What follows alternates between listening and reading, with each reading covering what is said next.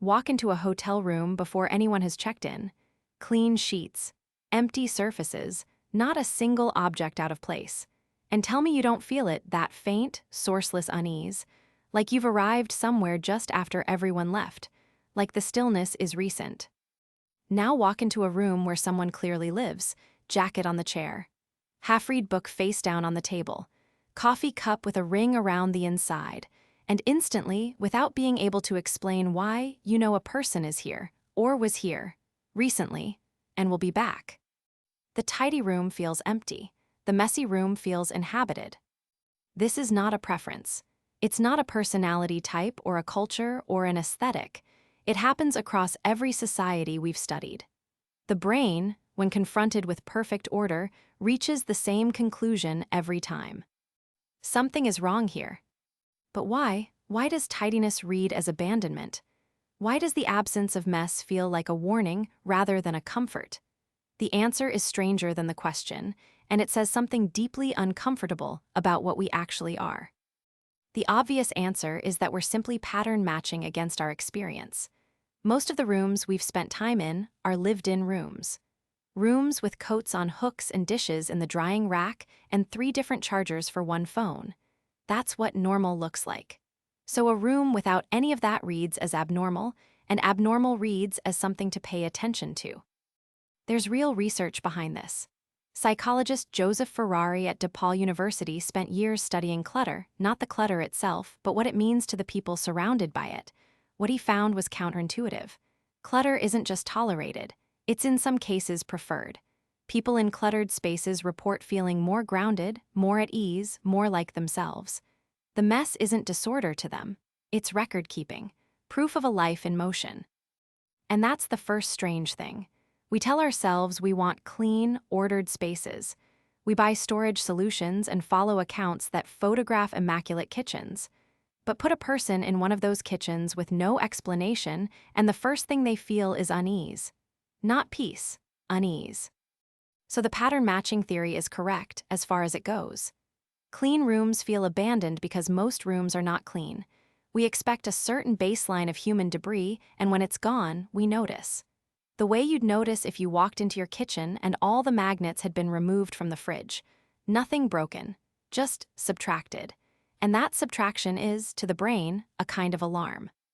But this doesn't explain why the alarm trips the way it does. Why abandoned, specifically? Why not simply unusual? Here's what's actually happening. The human brain evolved in environments where order was not a neutral state. In a forest, in a savanna, in a cave system, stillness and tidiness meant one of 2 things. Either nothing has been here in a long time, or something was here and it left. Both of those carry information. Both of them warrant caution. A campsite where the fire has burned down to ash, the bones picked clean, the sleeping areas smoothed flat, that's not a clean camp. That's a camp that's been vacated. And knowing whether it was vacated 10 minutes ago or 10 days ago is the kind of thing that could determine whether you survived the week. Our ancestors were extraordinarily good at reading environments for signs of recent human presence. A displaced stone, a bent branch, a smell, and crucially, the absence of those signs wasn't reassuring. Absence was data. Absence meant, whoever was here is now somewhere else and I don't know where. Order in that context meant departure. Mess meant life. Mess meant ongoing habitation.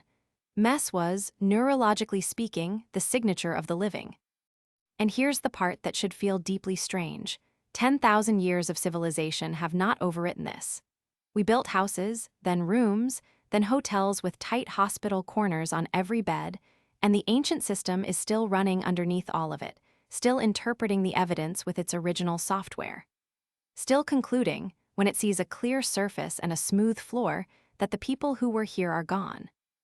Modernity is just a set of conditions our brains were not designed to read. And sometimes they misread them catastrophically. There's a concept in aesthetics called the uncanny.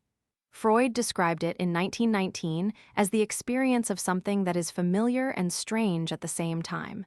Something that should feel safe but doesn't. A face that's almost right. A space that's almost inhabited. A spotlessly clean room is deeply uncanny in exactly this way. It has the shape of a lived-in space, walls, furniture, a floor that has presumably been walked on, but it has none of the residue. None of the biological exhaust of an actual human presence. And the brain, which is very good at detecting faces and footprints and the slight compression of a mattress, notices the absence immediately and files it under. Something happened here. This is why horror filmmakers know that a child's bedroom with all the toys arranged perfectly on the shelves is scarier than one with toys scattered across the floor. The scattered toys say, "A child lives here." The perfect arrangement says, "A child used to live here." Or, more accurately, it says someone came in after the child and put everything exactly right. And the question the brain immediately asks is, why would someone do that? Because in lived experience, people don't tidy to that degree unless they're leaving. Spring cleaning before a move, clearing out a loved one's room after a death, preparing a space that will sit empty for a while. We tidy, truly tidy, as a form of closure. As a way of saying, this chapter is done. So when we encounter a room in that state, we are reading it correctly. We are correctly identifying that it has been prepared. What we can't immediately determine is, prepared for what?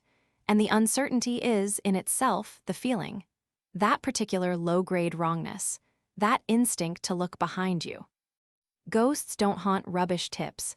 They haunt grand empty houses with dust sheets over the furniture. This is not an accident. There's something almost philosophical buried in here, if you want to go looking for it. We have organized enormous amounts of human effort around the project of imposing order on things. Cleaning, sorting, filing, decluttering. Marie Kondo built a career, and then an entire industry around her career, on the premise that order is the goal and clutter is the enemy of a good life. Billions of dollars of storage solutions sold to people who believe, on some level, that if they could just get everything perfectly arranged, they would feel better. And they often do feel better. A clean space produces measurable reductions in cortisol, the stress hormone. There is real evidence that visual clutter taxes the brain's attentional resources. This is not nothing. But there's a shadow side to all that order. The brain that feels calmer in a clean room is not the same system as the brain that decides whether a space is inhabited. One is about cognitive load. The other is about social and environmental threat detection, and those two systems do not always agree. You can simultaneously feel less stressed and more unsettled in the same room. You can crave order and mistrust it.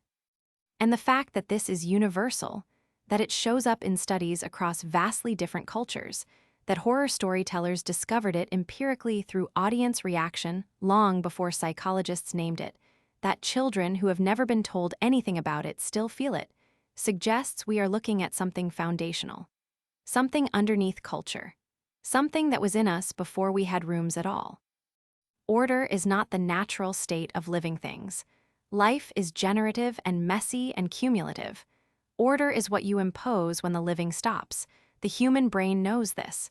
It has always known this. We just didn't notice that it knew.